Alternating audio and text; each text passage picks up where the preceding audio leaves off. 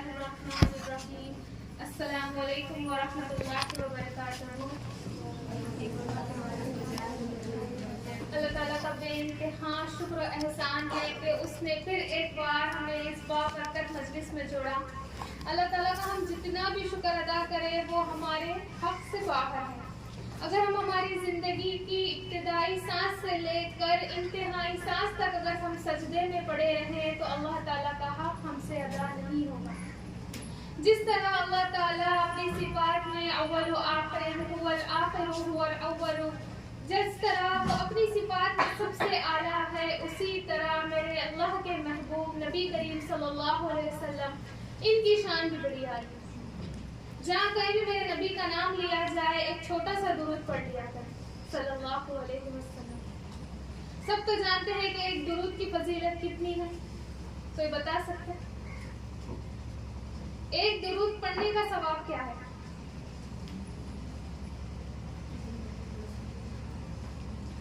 जब हम एक छोटा सा दुरूद पढ़ते हैं तो अल्लाह ताला हमारे 10 दर्जात को बुलंद करते हैं, 10 गुनाहों को माफ करते हैं। और जब हम कहीं दुनिया के किसी भी कोने में बैठकर एक छोटा सा ही दुरूद पढ़ ले, वो दुरूद फरिश्ते उसी वक्त आका नबी करीम सल्लल्लाहु अलैहि वसल्लम की बारगाह में लेकर जाते हैं। हमारा दुरूद और सलाम उनको कहते हैं।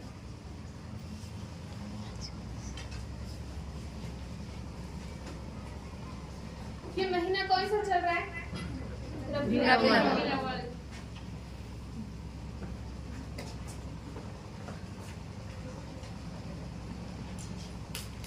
रबीउल अव्वल का महीना आता है तो हमारे दिमागों में सिर्फ एक ही बात आती है, मिलादुन नबी, जिसे हम कहते हैं मिलादुन नबी। कोई बता सकते हैं मिलादुन नबी क्या है? पैदाइश तो है ही है, पैदाइश का दिन। इसमें इख्तिलाफ है, कोई कहते हैं कि 12 रबीउल अव्वल है, कोई कहते हैं कि 9 रबीउल अव्वल है, कोई कहते हैं कि 10 रबीउल अव्वल है, कोई कहता है कि 11 रबीउल अव्वल है। डेट मुकर्रर नहीं है, लेकिन महीना तो यही है, बरकतों वाला, नूर वाला।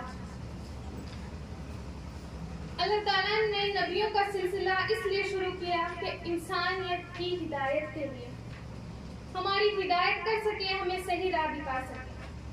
सबसे पहले नबी हजरत आदम अलैहिस्सलाम से लेकर खातमुन नबी हजरत मोहम्मद सल्लल्लाहु अलैहि वसल्लम, ये तमाम अंबियाओं का सिलसिला क्यों शुरू हुआ? हमारी हिदायत के लिए, हमारी रहनुमाई के लिए, हमें सही राह दिखाने के लिए। आप सल्लल्लाहु अलैहि वसल्लम किस कबीले से ताल्लुक रखते थे? कुरैश। सबको मालूम है, मक्का का एक बड़ा ही मशहूर कबीला जो कि सरदार थे, मक्के के सरदार कुरैश का कबीला। आसमानों पर यह ऐलान हुआ कि आखिरी नबी मोहम्मद सल्लल्लाहु अलैहि वसल्लम तशरीफ ला रहे हैं। कहाँ आ रहे हैं? कुरैश के घर। किसके घर? अब्दुल्लाह के घर। किसके साथ, किसके जरिए आ रहे हैं? हजरत बीबी आमिना। सुभान अल्लाह, कितनी खुशकिस्मत होगी ना वो माँ जिसने एक नबी को जन्म दिया, जिसने 9 महीने अपने पेट में एक नबी को रखा, अल्लाह के महबूब को रखा। वो महबूब जिसका नाम जन्नत के दरख्त के पत्तों पर भी है। आपको पता है जब हजरत आदम अलैहिस्सलाम और हव्वा अलैहिस्सलाम का निकाह हुआ, जैसे कि हम जानते हैं कि निकाह में महर फर्ज होता है, हक होता है देना। जब वो हजरत आदम अलैहिस्सलाम और हजरत हव्वा अलैहिस्सलाम का निकाह हुआ तो अल्लाह ताला ने कहा, ऐ आदम हव्वा को महर दो। हजरत आदम अलैहिस्सलाम ने कहा, या अल्लाह मेरे पास तो कुछ नहीं है, जो कुछ भी है आपकी जन्नत है, मैं भी आप ही का हूँ, मेरे पास तो ना माल है ना दौलत है, तो मैं हव्वा को क्या दूँ? ऐसी क्या चीज दूँ जो उसका महर अदा हो जाए? अल्लाह ने बड़ी प्यारी बात की कि मेरे आखिरी नबी मोहम्मद सल्लल्लाहु अलैहि वसल्लम पर बस एक दुरूद पढ़ लो, हव्वा का महर हक हो अदा हो जाएगा। सुभान अल्लाह, सिर्फ एक दुरूद पढ़ लो, तुम्हारा हक अदा हो जाएगा, तुम्हारा महर अदा हो जाएगा। जब बीबी आमिना रज़ियल्लाहु ताला अन्हा آپ صلی اللہ علیہ وسلم کی پیدائش کا وقت آیا، جب وہ لمحہ آیا جب کہ نور زمین پر اتارا گیا. اس وقت شفا بنت اسود عبد الرحمن بن عوف کی والدہ حضرت بی بی آمنہ کے ساتھ بطور دائی، جسے ہم کہتے ہیں لیڈی ڈاکٹر. وہ فرماتی ہے کہ اس بچے کی پیدائش اتنی انوکھی تھی، نہ اس جیسا کوئی دنیا میں آیا، نہ میں نے اس بچے جیسا دنیا میں کسی کو دیکھا. میرے نبی بھی انوکھے، میرے نبی کی پیدائش بھی انوکھی. وہ فرماتی ہے جب بچے کی ولادت ہوئی تو سارا کمرہ نور سے روشن ہو گیا، ایسی چمک کمرے میں آ گئی. صبح صادق کا وقت تھا، تہجد کا وقت تھا. اس وقت میرے نبی اس زمین پر آئے. سوچے آپ وہ لمحہ کیسا تھا ہوگا جب میرے نبی چھوٹے سے بچے تھے. آج تو ہم چھوٹے بچوں کو دیکھ کر خوش ہو جاتے ہیں، وہ بھی بچوں کی شکل میں میرے نبی تھے. بی بی آمنہ کہتی ہے جب دائی نے بچے کو نکال کر میرے پہلو میں لیٹایا تو آپ صلی اللہ علیہ وسلم نے اس طرح کروٹ بدلی جس طرح آج ہم سجدہ کرتے ہیں. سبحان اللہ. پیدا ہوتے ہی میرے نبی نے سب سے پہلے اللہ کو سجدہ کیا. ایک چھوٹا سا بچہ کروٹ پلٹتا ہے، اس طرح کروٹ پلٹی کہ جس طرح بڑے آدمی، بڑے لوگ سجدہ کرتے ہیں. سارا کمرہ نور سے روشن.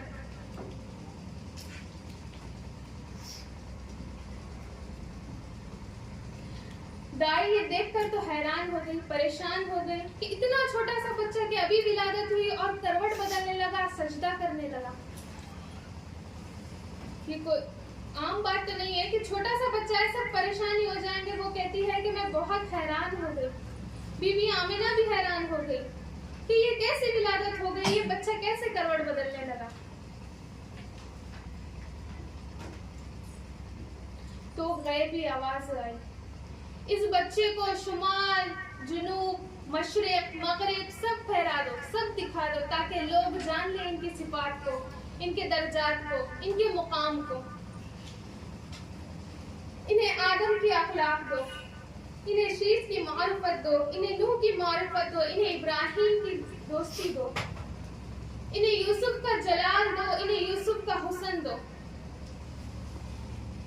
سارے نبیوں کی خصوصیات، سارے نبیوں کی خوبی، سارے انبیاء کی، نبیوں کے امام حضرت محمد صلی اللہ علیہ وسلم کے اندر تھے. وہ سارے انبیاء کے اخلاق میرے نبی کے اندر تھے. اللہ تعالیٰ نے جب آپ صلی اللہ علیہ وسلم کی ولادت ہوئی تبھی اعلان کر دیا جو ان کے ہاتھ میں ہاتھ دے گا وہ منزل، اپنی منزل میں کامیاب ہوگا. یعنی اسی کو منزل ملے گی. جس نے ان کے ساتھ دغا کر لی، جس نے ان کے ساتھ غداری کر لی، اس نے مجھ سے غداری کی. جس نے محمد سے محبت کی، اس نے مجھ سے محبت کی. جس نے محمد سے نفرت کی، اس نے مجھ سے نفرت کی. ان کے پیچھے چلو گے تو منزل ملے گی، ان کے ہاتھ میں ہاتھ دو گے تو کامیاب ہوگے. اگر ان کے پیچھے نہ چلو گے، ان کا ساتھ چھوڑ دو گے، ان کا ہاتھ چھوڑ دو گے، تمہاری دنیا بھی برباد، تمہاری آخرت بھی برباد. ابھی میرے نبی کتنے ہیں چھوٹے سے بچے. حضرت شیس علیہ السلام کو اللہ تعالیٰ فرماتے ہیں کہ اے شیس اٹھو اٹھو، میں تمہارے ذریعے لوگوں کو اپنا پیغام سنانا چاہتا ہوں. یہ میرے نبی کی ولادت سے پہلے کا واقعہ ہے. حضرت شیس علیہ السلام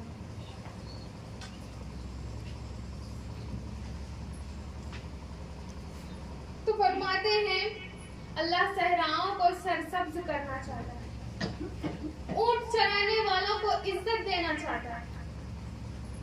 اللہ صحراؤں کو سرسبز کرنا چاہتا ہے، اونٹ چرانے والوں کو عزت دینا چاہتا ہے. مکی کے قریش اونٹ چرایا کرتے تھے، بکریاں چرایا کرتے تھے. ان میں اپنا نبی بھیجنا چاہتا ہے، ان میں اپنا محبوب بھیجنا چاہتا ہے. اللہ تعالیٰ نے قریش قبیلے کو چن لیا تھا پہلے سے ہی کہ میرے محبوب آئیں گے تو اسی خاندان میں آئیں گے، میرے محبوب آئیں گے تو اسی سرزمین پر آئیں گے. میرے نبی کے آنے سے پہلے یہ آسمانوں پر اعلان ہو گیا.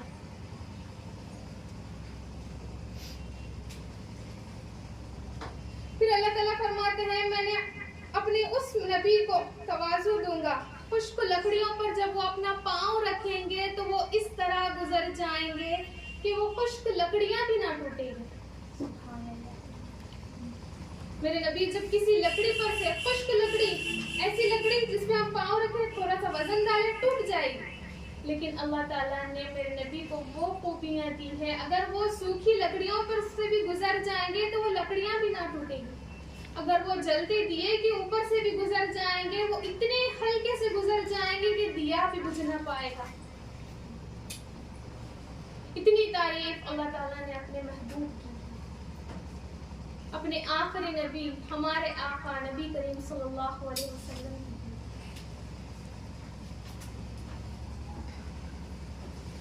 پھر فرمایا یہ اتنے اعلیٰ مقام پر ہوں گے، اتنے اعلیٰ ان کے درجات ہوں گے، تواضع ان کا لباس ہوگا، نیکی ان کی پہچان ہوگی، عدل ان کی سیرت ہوگی، ہدایت کے وہ امام ہوں گے.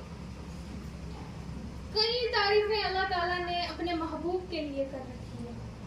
پھر فرمایا ان کی ملت اور دین کا نام اسلام ہوگا. اللہ تعالیٰ نے ان کے دین کو پہلے سے بتا دیا کہ وہ جو دین لے کر آئیں گے اس کا نام اسلام ہوگا. نیکی ان کی پہچان ہوگی، عدل پر وہ قائم رہیں گے، سچائی وفاداری ان کا مزاج ہوگا، اور احمد ان کا نام ہوگا. اللہ تعالیٰ نے ان کا نام بھی بتا دیا کہ وہ احمد ہوں گے. اتنی ساری خوبیاں اللہ تعالیٰ نے اپنے محبوب کی بیان کر رکھی.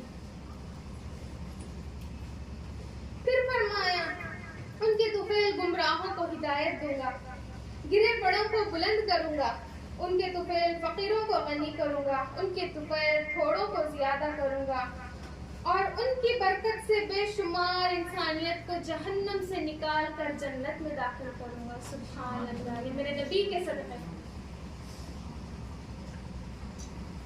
ساری چیزیں بتائی کہ ایک شخص کے ذریعے، میرے نبی کے طفیل کے ذریعے اللہ تعالیٰ ہمیں ہدایت بھی دیں گے، ہمیں گمراہی سے بھی نکالیں گے، ہماری حالتوں کو بھی سدھاریں گے، اور سب سے بڑا انعام ہمیں جہنم سے نکال کر جنت میں داخل کریں گے. سبحان اللہ. قیامت کا وہ عالم ہوگا، حضرت آدم علیہ السلام کہیں گے یا اللہ نفسی، یحییٰ علیہ السلام کہیں گے یا اللہ نفسی، یوسف علیہ السلام کہیں گے یا اللہ نفسی، ابراہیم علیہ السلام خلیل اللہ کہیں گے یا اللہ نفسی. لیکن ایک آواز آئے گی اس دن جو گونج اٹھے گی یا اللہ امتی، یا اللہ امتی. یہ آواز کس کی ہوگی؟ حضرت محمد صلی اللہ علیہ وسلم کی. جب سب کو قیامت کے دن اپنی اپنی نفس کا اپنا پڑا ہوگا، لیکن میرے نبی ایک ایسے ہوں گے جو امت کے لیے تڑپ رہے ہوں گے، جو امت کے لیے رو رہے ہوں گے. ایسی زندگی انہوں نے گزاری اپنی امتیوں کے لیے، جب تک وہ اس دنیا میں رہے، جب تک وہ صحت مند رہے، جب تک وہ چل پھرنے کی ان کے اندر طاقت تھی، جب تک وہ نمازیں پڑھتے تھے، جب تک وہ دعائیں کرتے تھے، تو ہر وقت یہی کہتے تھے یا اللہ میری امت. جب ملک الموت اللہ کے رسول کے پاس اجازت لینے آئے، انشاءاللہ یہ واقعہ بھی میں آپ کو پورا ایک تفصیل میں بتاؤں گی، ابھی تھوڑا سا سن لیں. ملک الموت جب اللہ کے رسول کے پاس اجازت لینے آئی، کہتی رہی کہ یا اللہ کے رسول اگر آپ راضی ہیں تو میرے ساتھ چلیں، اگر آپ راضی نہیں ہیں، آپ نہیں آنا چاہتے، کوئی بات نہیں میں جاؤں گی. لیکن اللہ کے رسول اس وقت اپنی اہل و عیال کے لیے بھی سوال کر سکتے تھے کہ میرے جانے کے بعد میرے حسن حسین کا کیا ہوگا، میری بیٹی فاطمہ کا کیا ہوگا، میری بیویوں کا کیا ہوگا. لیکن اللہ کے رسول نے صرف ایک ہی سوال کیا کہ میں چلا جاؤں گا تو میرے جانے کے بعد میری امت کا کیا ہوگا، جس کا گھرانہ پورا سامنے ہے، گھرانہ موجود ہے، صحابہ اکرام موجود ہے، چھوٹے چھوٹے بچے موجود ہیں، حسن. لیکن اس وقت نزا کی حالت ہے، روح نکلنے کو ہے، میرے نبی کی زبان پر ہے میں چلا جاؤں گا تو میرے بعد میری امت کا کیا ہوگا؟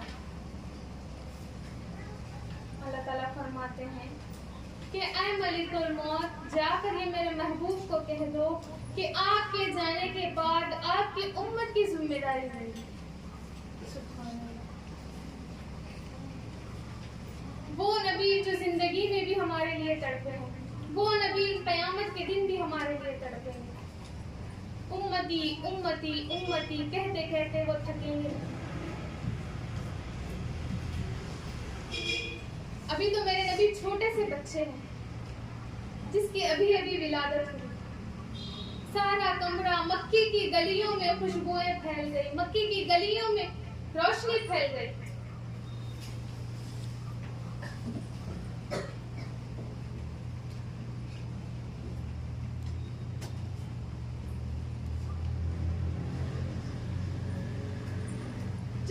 مکے میں ایک رواج ہوا کرتا تھا کہ جس کسی بھی گھرانے میں بچے پیدا ہوتے تھے ان کو چھوٹے چھوٹے قریوں میں بھیجا کرتے تھے۔ کیوں؟ کیونکہ قریے میں بچوں کی دیکھ بھال بھی اچھے سے ہوتی ہے، وہاں کی ہوا بھی تر و تازہ ہوتی ہے۔ تو یہ مکے کا ایک رواج تھا۔ تو جس طرح تھوڑے تھوڑے مہینوں کے بعد گاؤں کی عورتیں مکے کو آیا کرتی تھی کہ جس کسی کے بھی گھر میں چھوٹے بچے ہیں ہم ان کو لے کر جائیں، ان کی پرورش کریں، کچھ قیمت پر کچھ قیمت طے ہوتی تھی اور 1 سال 2 سال 3 سال ایک کانٹریکٹ ہوتا تھا ان کے پاس، یعنی اتنی قیمت لے اور اتنے سال ہمارے بچوں کی پرورش کرے۔ یہ واقعہ تو سبھی کو معلوم ہوگا جب دائی حلیمہ آپ صلی اللہ علیہ وسلم کو لینے مکہ آئی۔ دائی حلیمہ ایک ہی نہیں تھی، سارے کے سارے ایک چھوٹے سے گاؤں کی عورتیں، بنی سعد کی عورتیں تمام آئی۔ بنی سعد تھے اور چھوٹے چھوٹے قبیلے تھے، وہ ساری عورتیں اپنی اپنی سواریوں کو لے کر مکہ کی طرف روانہ ہوئی۔ حضرت حلیمہ سعدیہ رضی اللہ تعالیٰ عنہا جس کی اونٹنی بڑی ہی کمزور تھی، بیمار تھی اونٹنی، جس کی وجہ سے اس کی رفتار تیز نہیں تھی، ساری عورتیں آگے نکل گئی اور بڑے بڑے سرداروں کے بچوں کو لے لی۔ مالدار جتنے بھی مالدار بچے تھے وہ ساری عورتیں ان بچوں کو لے لی اور چھوڑا تو صرف میرے نبی کو چھوڑا، یہ سوچ کر چھوڑا کہ یہ تو یتیم ہے، نہ ماں ہے نہ باپ ہے، اس کے بدلے ہمیں قیمت زیادہ نہیں ملے گی، لیکن اللہ کے رسول صلی اللہ علیہ وسلم کا دائی حلیمہ کے پاس جانا آسمانوں پر طے ہو گیا۔ بتایا جاتا ہے کہ دائی حلیمہ نے آپ صلی اللہ علیہ وسلم کو نہیں چنا، بلکہ آپ صلی اللہ علیہ وسلم نے ہی دائی حلیمہ کو چنا۔ وہ اتنی نیکوکار پاک دامن عورت تھی۔ عرب کے اس ماحول میں بھی جہاں فحش، عیاشی، بدکاری، بت پرستی تھی، لیکن دائی حلیمہ ان کے قریب نہیں جاتی، بڑی ہی پاک دامن عورت تھی۔ جب ان کا اونٹ آہستہ آہستہ چلنے لگا، وہ آ گئی عرب میں، دیکھنے لگی، مکے کے گھروں میں جا کر پوچھنے لگی کہ کوئی بچہ ہے کیا جسے میں لے کر جاؤں پرورش کرنے۔ سارے امیر گھروں سے ایک ہی جواب ملا کہ نہیں۔ لاسٹ میں آ گئی ابو طالب کے پاس، جہاں میرے نبی چھوٹے سے تھے، آ گئے اور مجبوراً، یعنی اب کچھ چارہ تو ہے نہیں، وہ جو قیمت آتی تھی اسی پہ ان کا گھر چلتا تھا۔ اب آ گئی، وہ بچے کو لے لیے اور وہ فرماتی ہے کہ میں جب نبی کو گود میں اٹھا کر اپنی اونٹنی پر بیٹھی، میری اونٹنی ایسے دوڑنے لگی کہ جتنی بھی عورتیں میرے سے پہلے آگے نکلی تھی ان سب کو پیچھے چھوڑ دیا، میرے نبی کی برکتیں سے۔ ابھی وہ کتنے سے ہے؟ چھوٹے بچے، ایسی اونٹنی جو بالکل ہی کمزور مریض تھی، بیمار تھی، میرے نبی کے اس پر بیٹھنے سے وہ دوڑنے لگی۔ حلیمہ رضی اللہ عنہا فرماتی ہے کہ جب میں گاؤں گئی، میری بکریاں دودھ نہیں دیتا تھی، یعنی میرے بچے بھی دودھ نہیں پیتے تھے، میرے گھر بھی فاقے تھے، باقی پورے گاؤں میں ان کی بکریاں دودھ دیتی تھی، ان کے گھر چراغ جلتے تھے، ان کے بچے بھی خوش تھے، وہ بھی خوش تھے، لیکن دائی حلیمہ کا گھر ایسا تھا جہاں فاقے ہی فاقے تھے۔ حضرت حلیمہ فرماتی ہیں کہ جب نبی میرے گھر آئے میرے بکریاں دودھ ایسا دینے لگی میں بھی پیتی گئی، میرے بچے بھی پیتے گئے، گاؤں کے بچے بھی پیتے گئے۔ سبحان اللہ۔ اتنی برکت میرے نبی کے قدموں سے۔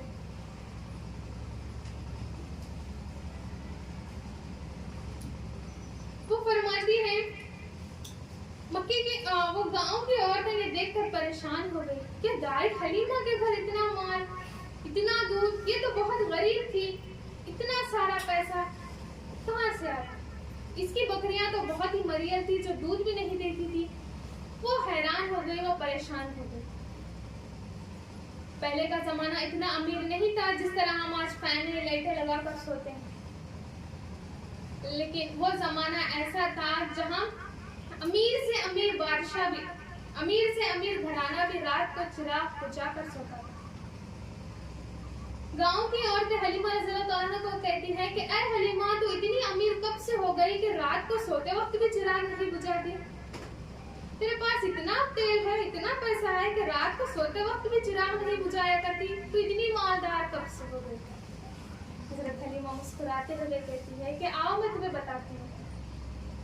ان عورتوں کو اپنے ساتھ اپنے گھر لے جاتی ہے اور میرے نبی جھولے میں سوئے ہوتے ہیں اور لے جا کر بتاتی ہے یہ پیارا جب سے گھر آیا ہے میں نے اپنے سارے دیے توڑ دیے، دیے کی ضرورت نہ مشال کی حاجت، عجب روشنی تو نے پائی حلیمہ، بڑی توقیر تو نے پائی حلیمہ، بنی تو محمد کی دائی حلیمہ۔ وہ کہتی ہے کہ جب سے یہ پیارا میرے گھر آیا ہے نا میں نے تو سارے اپنے دیے توڑ دیے، مجھے جہاں کہیں بھی روشنی کی ضرورت ہوتی ہے بس اس بچے کو گود میں اٹھا لیتی ہوں اور اس کمرے میں نور ہی نور پھیل جاتا ہے۔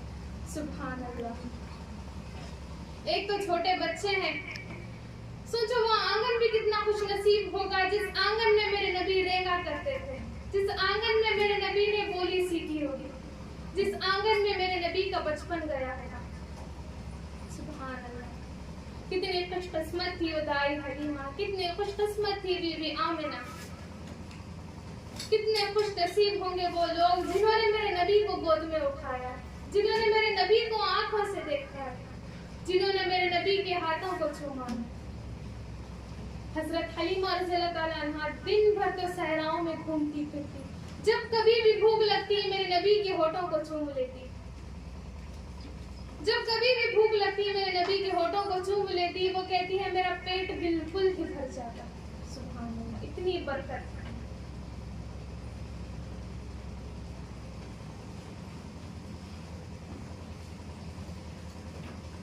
اللہ نے آپ صلی اللہ علیہ وسلم کو ایسا حسن و جمال دیا، حسن و جمال کے معاملے میں آپ صلی اللہ علیہ وسلم نے حضرت یوسف علیہ السلام کو بھی پیچھے چھوڑ دیا۔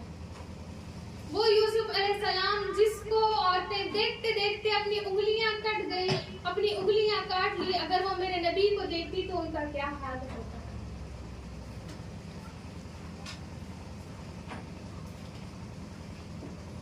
میرے نبی کی ولادت سے پہلے 12 انبیاء ایسے تھے جنہوں نے آخری نبی محمد صلی اللہ علیہ وسلم کے آنے کا انتظار کیا اور اپنی زندگی پر بس یہ تمنا کی کہ اے اللہ ہمیں نبی تو نہ بنا، بس اپنے آخری محبوب کا ہمیں امتی بنا دے۔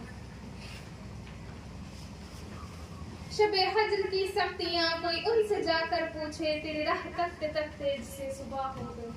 انبیاء یہ دعا کرتے تھے، انبیاء کسے کہتے ہیں؟ اللہ کے قریبی بندے، اللہ کے نبی جو گناہوں سے بالکل ہی پاک، جو جنت کے مستحق، جس کے جنت میں جانے کی پکی گارنٹی، وہ لوگ، وہ انبیاء یہ دعا کرتے تھے یا اللہ ہمیں نبی تو نہ بنا لیکن اپنے آخری نبی محمد صلی اللہ علیہ وسلم کا امتی بنا۔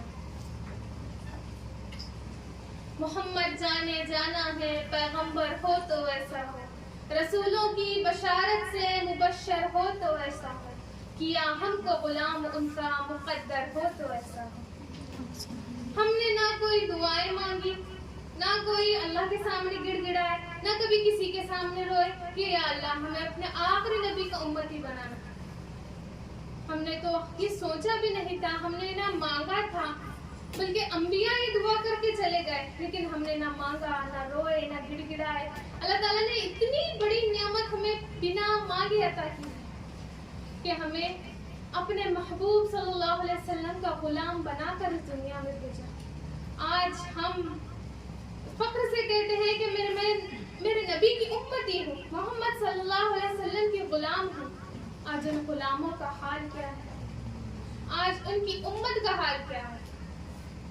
گمراہی میں، بدعتوں میں ڈوبے ہوئے،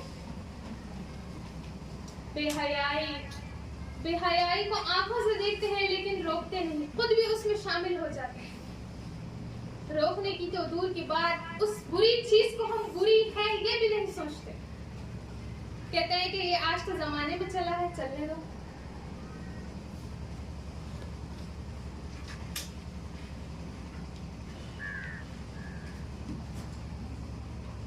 جب اللہ تعالیٰ نے ہمیں اتنی بڑی نعمت سے نوازا ہے تو اس کا ہمیں حق بھی ادا کرنا ہوگا۔ حق کس طرح ادا کریں گے؟ کبھی سوچا ہے دماغ میں کہ قیامت کا دن ہوگا جب نبی کو چہرہ دکھانا ہوگا تو کون سا چہرہ دکھائیں گے؟ کہاں منہ چھپائیں گے؟ وہاں تو نہ درخت ہوں گے، نہ پہاڑ ہوں گے، نہ کسی کی آڑ لے سکیں گے۔ آج ہم امتی ہیں، بس زبان سے کہتے ہیں کہ ہم امتی ہیں، ہمارے کردار زیرو، ہمارے اخلاق زیرو، ہمارے اعمال زیرو۔ نمازیں بھی ملتی ہے، مشکل سے ملتی ہے۔ ہماری نمازوں کا یہ حال، فرض ادا ہو جاتے ہیں، کبھی کبھی سنتیں بھی ادا ہو جاتی ہیں، نوافل تو چھوڑ دیتے ہیں۔ سنتیں کون سی سنت کب ادا کرنی ہے ہمیں یہ بھی نہیں معلوم۔ آئینہ دیکھنا بھی سنت، گھر میں داخل ہونا بھی سنت، پانی پینا بھی سنت، بیٹھنا بھی سنت، اٹھنا بھی سنت، اوپر جانا بھی سنت، نیچے آنا بھی سنت۔ آج ہمیں پتہ ہی نہیں ہے کہ کون سی چیز سنت ہے، کون سی چیز فرض ہے، کون سی چیز واجب ہے۔ آج ہم دین سے اتنی دور ہیں، دنیا کا پوچھو ہم فٹافٹ بول دیتے ہیں۔ کوئی دین کا ہم سے آ کر سوال کر لے تو ہمارے پسینے نکل جاتے ہیں۔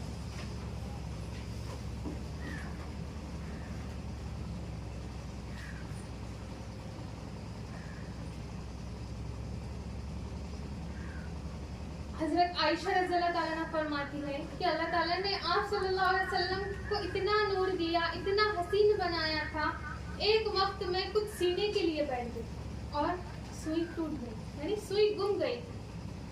میرے نبی کا گھرانہ اتنا فاقے میں گزرا، اتنی تنگی میں گزرا کہ گھر میں دیا جلانے کو تیل تک نہ تھا۔ میرے وہ نبی جس کے ایک کہنے پر احد پہاڑ کو سونا بنا دیا جاتا، لیکن میرے نبی نے وہ نہیں چاہا، جس کے گھر دیا جلانے کو تیل نہیں۔ حضرت عائشہ رضی اللہ تعالیٰ کہتی ہے کہ میں تو پریشان ہو گئی، گھر میں تیل تو ہے نہیں کہ دیا جلاؤں، اب مشکل یہ ہو گئی سوئی گم گئی۔ اتنے میں میرے نبی تشریف لائے اور عائشہ کو دیکھ کر تھوڑا سا مسکرایا۔ عائشہ رضی اللہ تعالیٰ عنہ کہتی ہے کہ نبی نے جس وقت مسکرایا، ان کے مسکرانے کے وقت میں نے اپنی سوئی ڈھونڈ لی۔ میرے نبی جب مسکراتے تھے نور کی کرنیں پڑتی تھی۔ میرے نبی کے دانتوں میں تھوڑا سا گیپ تھا، چھوٹا سا ایک گیپ تھا دونوں دانتوں میں۔ صحابہ کہتے ہیں کہ نبی جب گفتگو کرتے تھے تو اس دانت کے درمیان سے نور کی کرنیں گرتی تھی۔ سبحان اللہ۔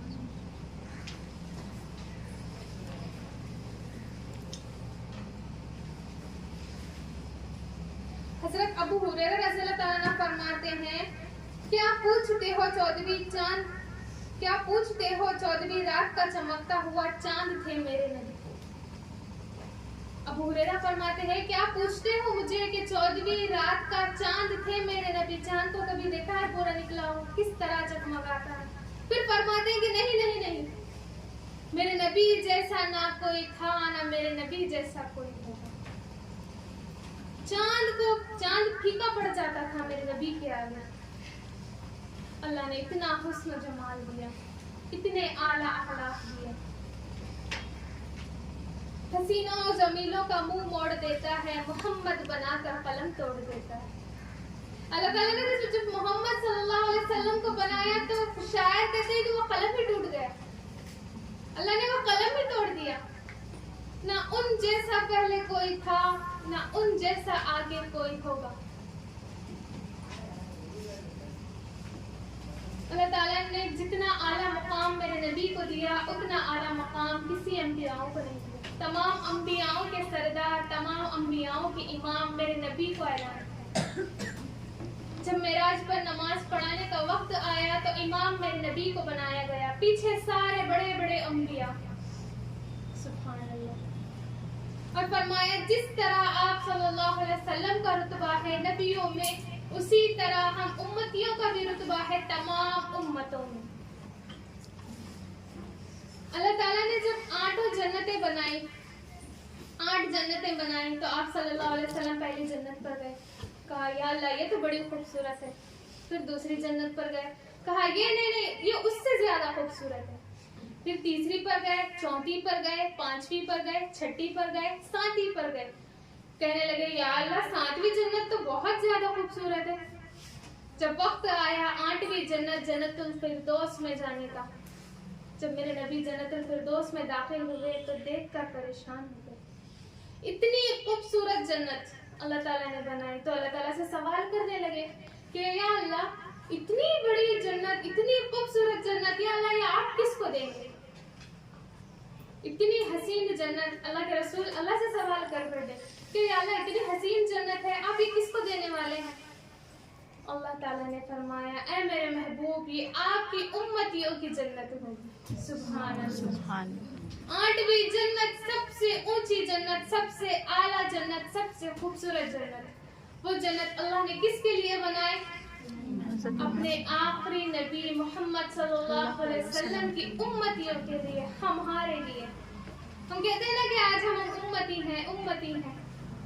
جنت الفردوس میں جانے والے عمل ہمارے ہیں. اس جنت الفردوس میں پہنچنے کے قابل ہم ہیں. ہم اپنے آپ سے سوال کریں. ہم اپنے اندر جھانک کر دیکھیں. میلاد کا مہینہ ہے. بدعتیں تو ویسے بھی چالو ہو چکی ہے. میلاد منانا نہ منانا اس میں کئی ایک اختلاف ہے. یہ جو جلوس نکالے جاتے ہیں یہ جو ڈی جے لگائے جاتے ہیں اذانوں کے وقت مسجدیں خالی ہوتی ہے سڑکیں فل ہوتی ہیں. کیا صحابہ کے دور میں میلاد نبی نہیں آیا؟ کیا صحابہ کے زمانے میں ربیع الاول کا مہینہ ہی نہیں آیا؟ کہ میرے نبی کے حیات میں ربیع الاول کا مہینہ نہیں آیا؟ کہیں تو ہم تاریخ میں اسلام کی اتنی بڑی تاریخیں اٹھا کر پڑھ لیں کہیں بھی لکھا ہو کہ میلاد النبی کے موقع پر یہ صحابی نے جلوس نکالا. کہیں کسی بھی کتاب میں ہمیں ملتا ہے پڑھنے کو کہ میلاد النبی کے موقع پر آپ صلی اللہ علیہ وسلم نے یہ جلوس نکالا.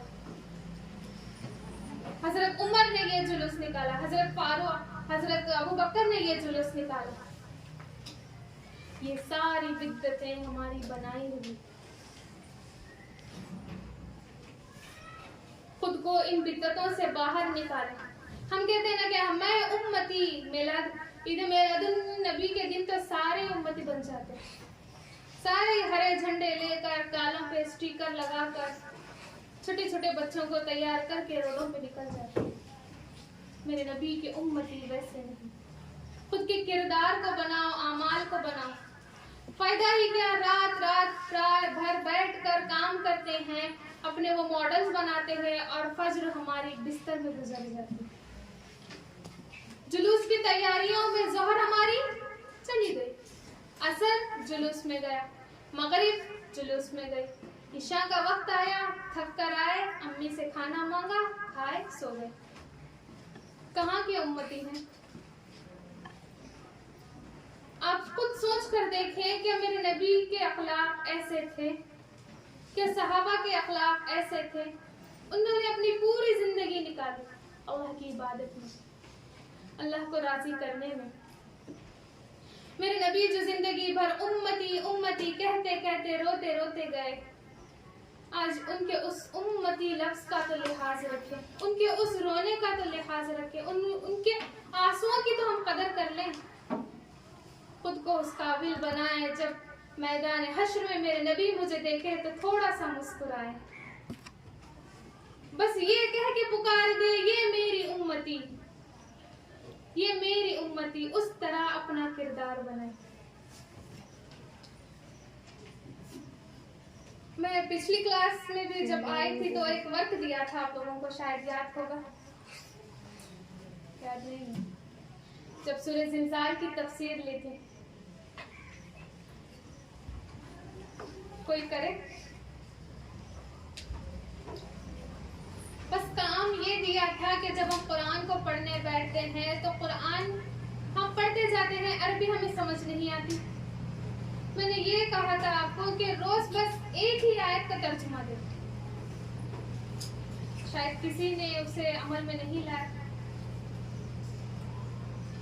آپ تو اسکول میں ہے، پڑھنا زیادہ ہوتا ہے، میں بھی سمجھتی ہوں، لیکن جس طرح ہمیں دنیا ضروری ہے اسی طرح ہمیں دین بھی بہت زیادہ ضروری ہے۔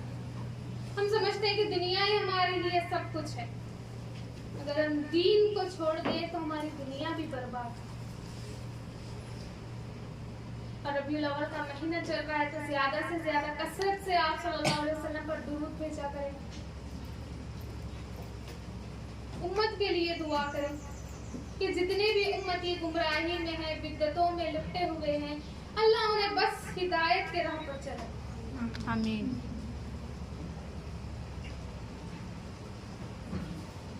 بولنا تو بہت کچھ ہے، انشاءاللہ اگلی کلاس میں اس کے آگے کا میں کنٹینیو کروں گی۔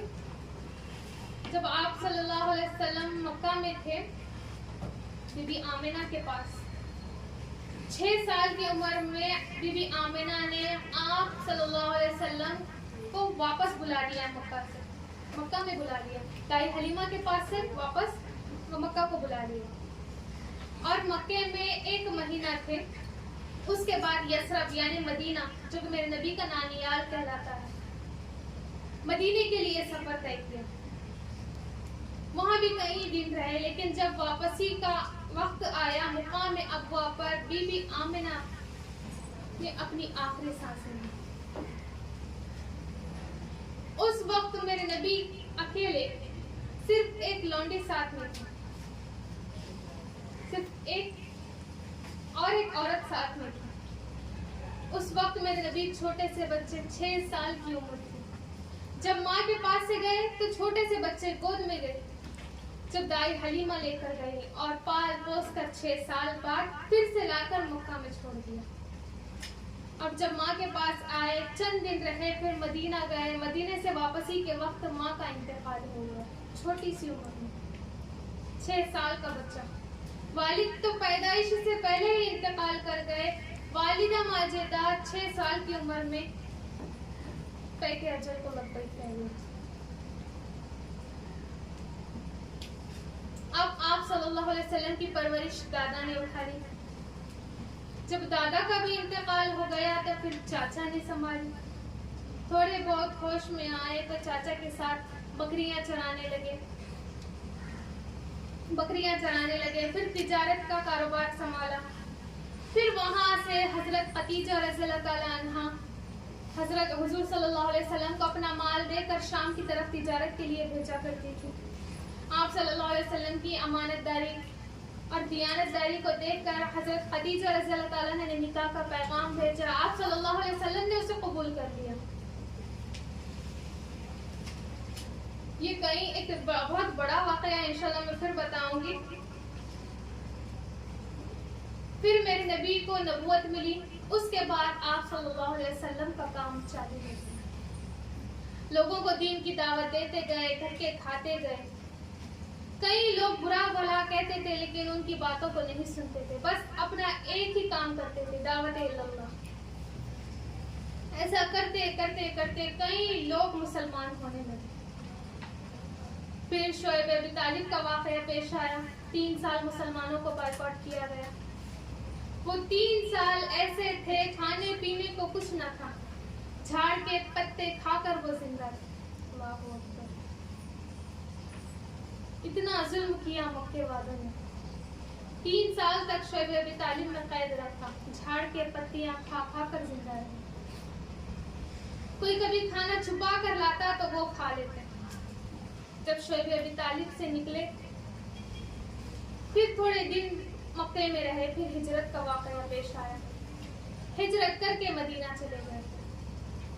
मदीने में जाकर नबूवत का झंडा इतना ऊंचा किया कि ना सिर्फ मदीना बल्कि मदीने के आसपास के गांव भी, आसपास के शहर, आसपास के मुल्क के लोग भी आकर इस्लाम कबूल करने लगे।